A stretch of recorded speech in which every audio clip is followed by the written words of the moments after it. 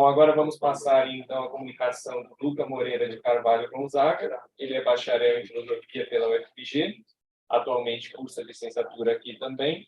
É membro do PET Filosofia, onde atua como monitor do projeto de extensão Filosofia na Praça. É bolsista do programa de extensão Residência Pedagógica, que visa a formação de professores de licenciatura.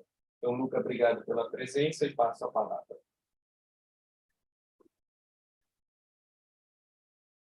Boa tarde. O nome da minha apresentação chama A Noção de Alma no Atma Bodha, de Shankara. Porque eu traduzi Atman como alma, mas espero não estar cometendo nenhuma heresia com isso. O livro mais cedo já fez uma publicação muito belamente discorrendo sobre as diferentes traduções desse termo, né, com base na bibliografia. Eu não vou fazer isso, mas por quê? Porque esse texto do Shankara, ele tem um caráter, digamos assim, mais sapiencial. É um poema, né? Então, ele não é um tratado assim rigoroso sobre o que é o Atman, mas a gente vai ver que por alguns versos existe um objetivo do texto de induzir o leitor, né, em alguma prática meditativa ou yoga que vise a fazer com que ele atinja, em última instância, a libertação, que é a morte. Então, a ideia principal desse texto, que perpassa todos os versos, é a de igualdade, né, entre as essências de Atman e Brahma, que é o que para Shankara constitui a nossa verdadeira identidade. E como que a gente vai atingir a libertação? É por meio do conhecimento dessa igualdade. A gente vai ver depois, em alguns versos, que o Shankara ele, não prescinde, né, de outras práticas que são da religião, né, uma meditação, a prática de boas ações. Ele vai apenas falar que isso não são causas diretas da libertação, como é a aquisição do conhecimento. Então, a minha apresentação vai passar por 5 momentos.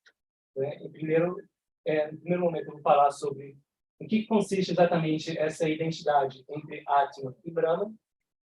No segundo momento, eu vou falar sobre o que é o conhecimento e como que no Atma Bodha vai ter essa distinção entre um conhecimento superior e um conhecimento inferior, não só no Atma Bodha, mas na filosofia Advaita no geral. No terceiro momento, eu vou falar sobre o que é entendido como ignorância na filosofia Advaita, e com alguns versos selecionados.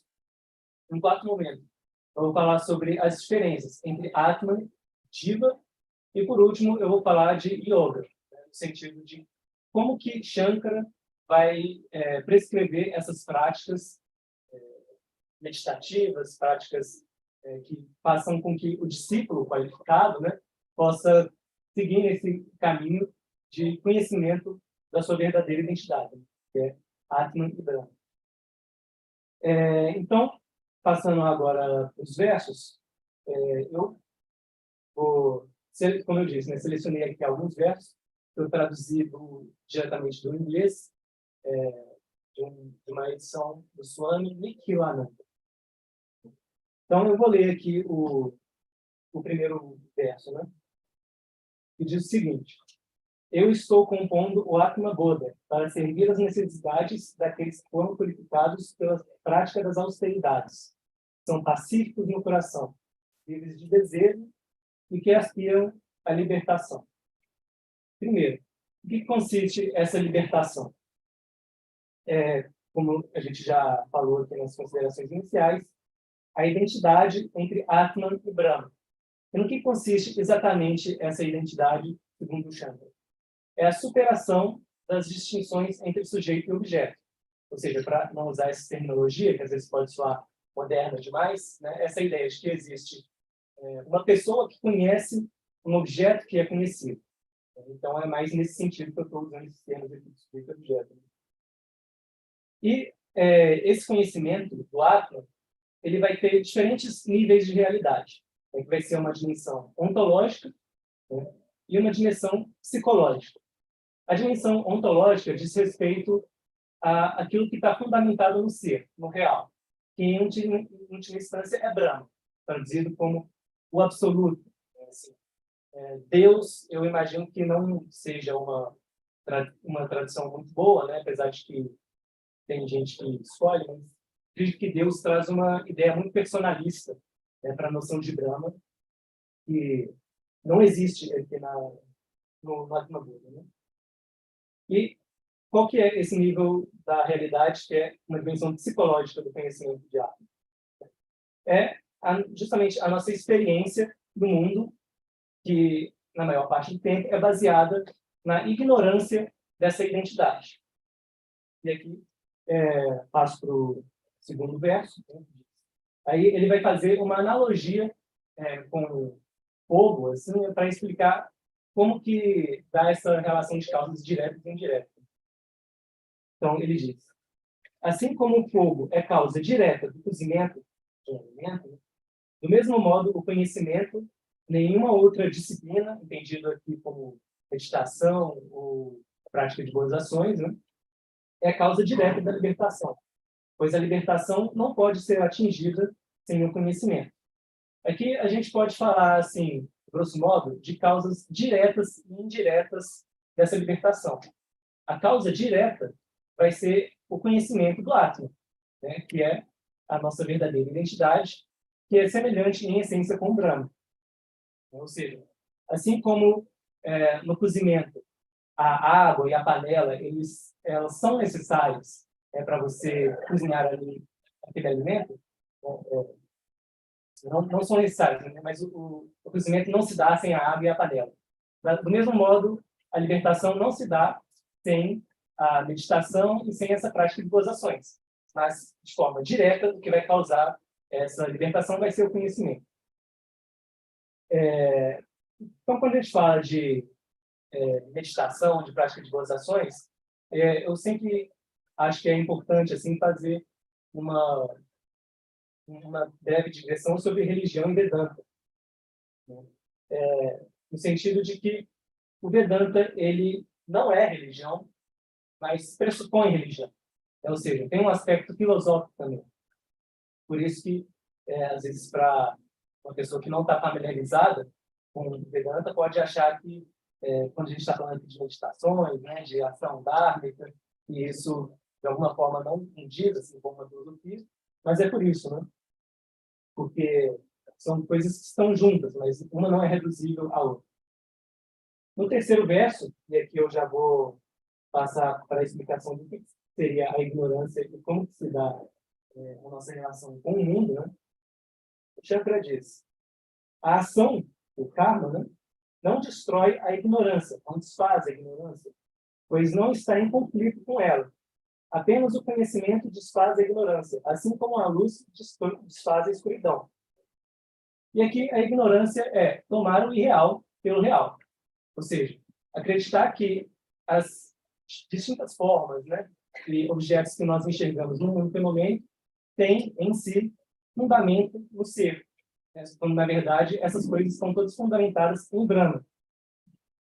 E o que seria exatamente essa colocação de um polo oposto com relação à ignorância? Seria adquirir esse conhecimento.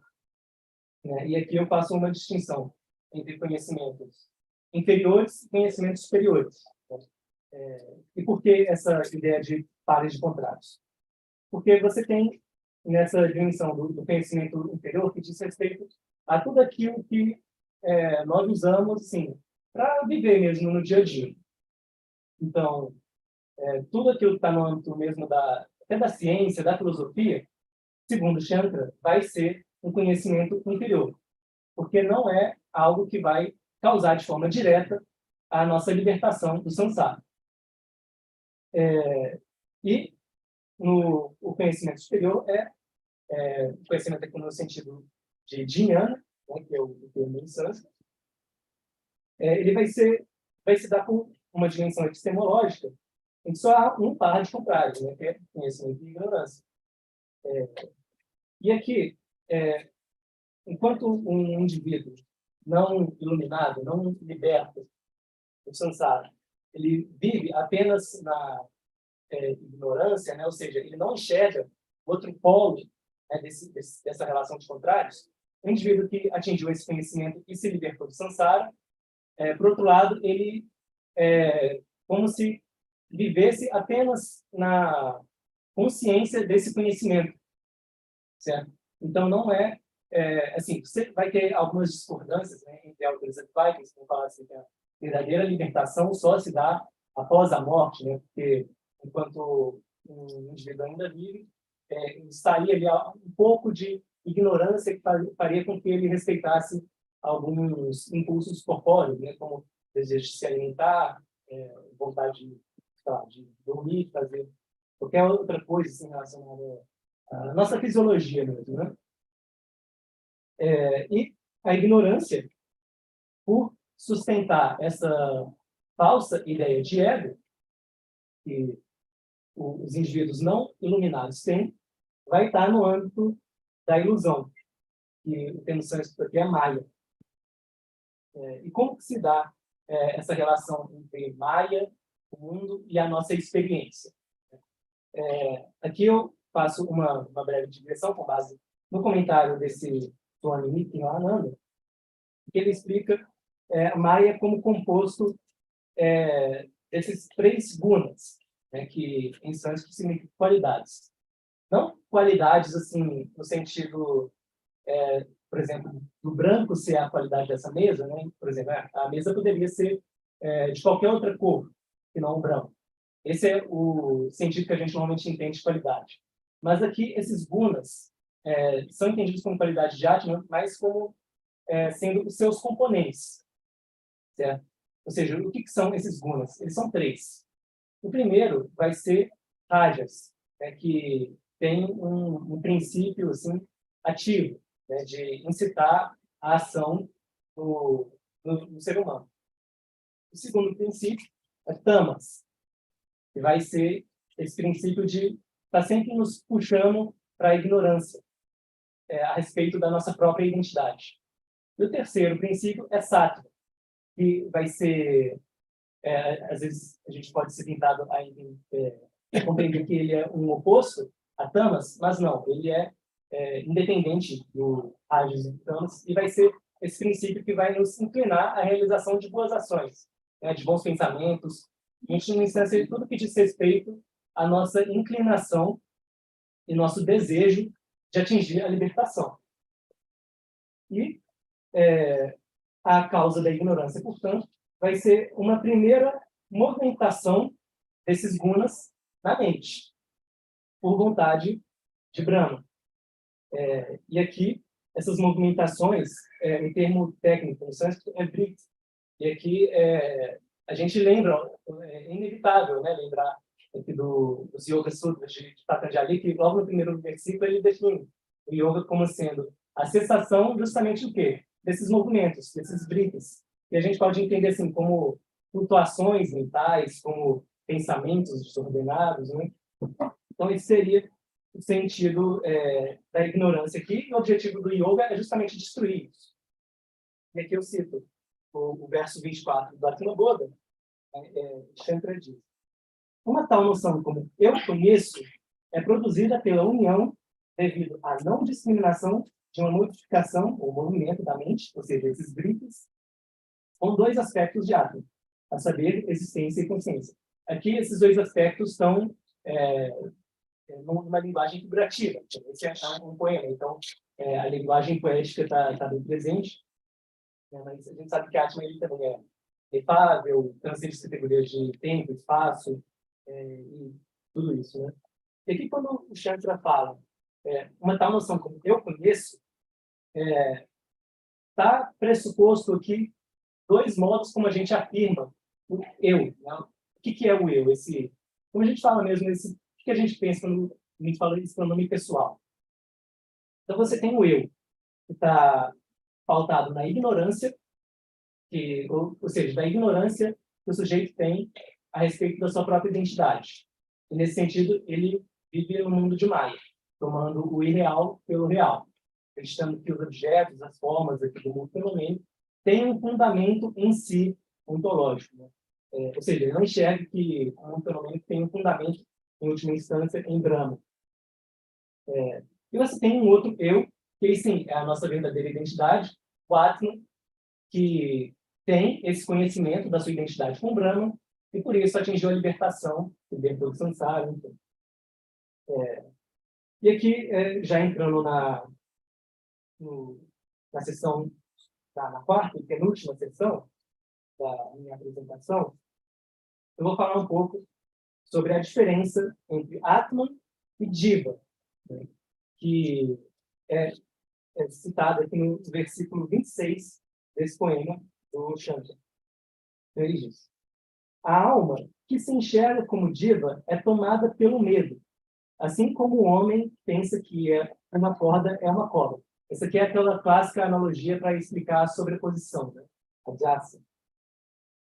Ou seja, uma pessoa, explicando rapidamente, né? Uma pessoa que num quarto escuro tem a sensação de uma corda e pensa que aquilo desculpa, de uma cobra, e pensa que aquilo realmente vai causar algum perigo para ela, né? Então a pessoa tem todos os sentimentos relacionados àquilo, né? Todas as descargas hormonais. Então essa é a analogia, basicamente, que o Shankar usa para explicar aquilo que a gente enxerga como não sendo o real, de fato. A alma recupera o destemor, percebendo que não é diva, mas tem a alma suprema, né? O termo aqui é Atma, na verdade, Parama.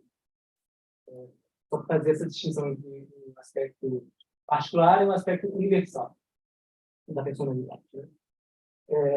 Então, tem uma passagem do Upanishad Brahma-Bindu, que é bem interessante assim, para a gente ter uma imagem do que a filosofia Advaita, no geral, vai entender como sendo o Diva. O Diva ele é como um reflexo do Atman na mente, né? E aí ele faz uma analogia com o reflexo da lua nas ondas do mar. Ou seja, do mesmo modo que a nossa identidade não é o Diva, o reflexo da lua no mar não é a lua de fato, né? Ou seja, o Atman ele é como se fosse a lua, nessa analogia aqui. E o Diva, que é esse aspecto particular, né, da nossa consciência assim, de individualidade, né, seria esse reflexo. E acreditar que esse Diva é real é fonte de sofrimento. E vale dizer aqui que essa crença está baseada nesse erro epistêmico, né? Ou seja, a gente quer acreditar que o Diva é a nossa verdadeira identidade, e não o Atman, né? Onde estão ausentes essas distinções entre sujeito e objeto. E aqui eu já vou passar para a última parte da apresentação, em que Shankara vai prescrever uma série de disciplinas, né? Assim, ele usa uma linguagem poética muito interessante para falar no que seria esse yoga que nos conduz a uma libertação da ignorância. Então, eu leio aqui os versículos 37 e 38 do Atmanjuna. O entendimento de eu sou Brahma, ou seja, o indivíduo iluminado, ele, por entender que a sua verdadeira identidade é o Atman, ele entende que ele também é Brahma, em certo sentido. Né? Então, o entendimento de eu sou Brahma, criado por uma reflexão ininterrupta, desfaz a ignorância e as suas distrações, assim como o remédio Rasayana destrói doenças. Um remédio tradicional da medicina ayurvédica, né? Relacionado à longevidade e coisas nesse sentido. Sentando em um lugar solitário, esvaziando a mente de desejos e controlando os sentidos, medite com uma atenção inquebrantável no Atman infinito, que é um sem uma segunda coisa. Ou seja, ele está estabelecendo aqui também a indivisibilidade do Atman e a sua simplicidade absoluta. E para fechar, o Shankara termina, aqui no, vou ler aqui os 2 penúltimos versos e já caminhar para as considerações finais, que é o verso 67 e o verso 68. Ele diz: o Atman, que é o sol do conhecimento, ergue-se no firmamento do coração e desfaz a escuridão. A escuridão aqui entendida como a ignorância, né? A respeito da nossa verdadeira identidade. Ele que tudo penetra e tudo sustém, ilumina tudo e a si mesmo. Iluminar aqui no sentido de que é algo que concede realidade para todas as nossas intenções, todas as nossas operações mentais. E aqui, o último verso, né, ele diz: aquele que, renunciando a todas as ações, contempla no altar sagrado e imaculado do Atman, que é independente do tempo, espaço e distância, está presente por toda parte, que é o destruidor do calor e do frio, e de outros opostos, e que é doador da felicidade eterna, torna-se onisciente e onipresente e atinge, daqui em diante, a imortalidade. E o que seria essa imortalidade, né? É até difícil da gente descrever, mas seria o que a filosofia Advaita Vedanta vai ser esse estado de turiya, né? Que muitas vezes é usada assim, uma analogia com o estado de sono profundo. Ou seja, quando a gente está no sono profundo, a gente não tem noção nenhuma de identidade ali. Ou seja, é como se a gente não existisse. O estado de turiya seria como a gente ter essa percepção, só que ainda vivo e acordado de alguma forma, né? Ou seja, no estado de vigília. Então, é uma coisa assim, que é realmente difícil de explicar, porque eu não atingi a iluminação, acredito que ninguém aqui nessa sala também não. Então, é como se eu estivesse falando de cores para cegos. Então, enfim, assim eu termino a minha apresentação.